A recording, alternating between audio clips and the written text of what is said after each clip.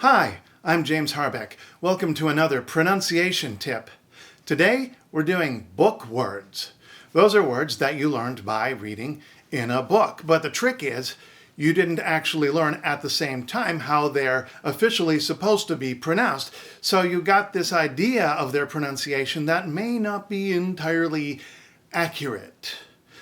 There are quite a few of those that are surprisingly common, and we're going to cover the top hits.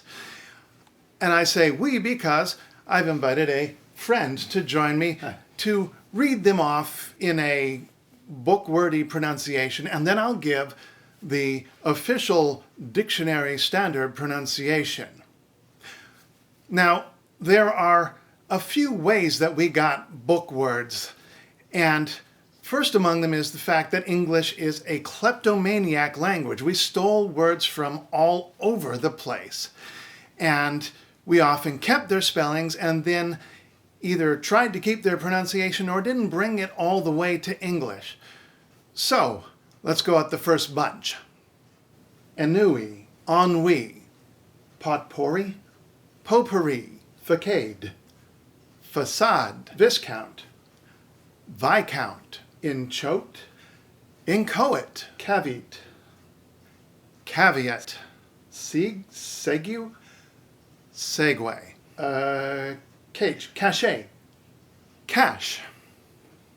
The next bunch came from Greek, also obviously borrowed in from an ancient language in this case, but the trick here is that English developed a set of pronunciation standards for Greek loanwords that don't actually match how they were said in Greek, but also don't match what you would expect of English words. They're just plain old weird. So, chief among them, calliope, calliope, Hermione, Penelope, Persephone, Hermione, Penelope, Persephone, epitome, epitome, hyperbole, hyperbole, antithesis, antithesis, Yosemite. That one isn't actually from Greek, but we took it from an indigenous language and spelled it as though it were a Greek word. It's Yosemite.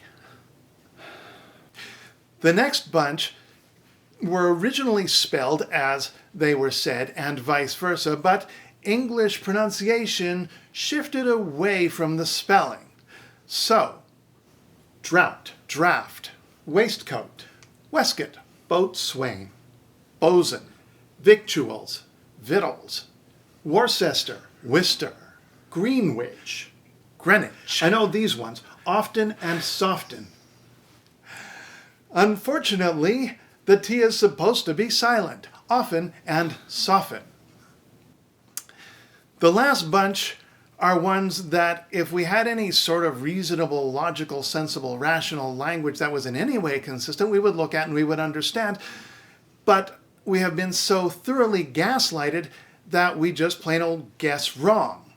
So, askance, biopic, biopic, infrared, infrared, albeit, awry, misled, misled.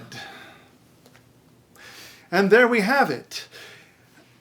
And if you have ever gotten any of these words wrong yourself, you're not alone. It's very common, and there's no reason to be ashamed of it, because if you say a word wrong, that means you learned it by reading.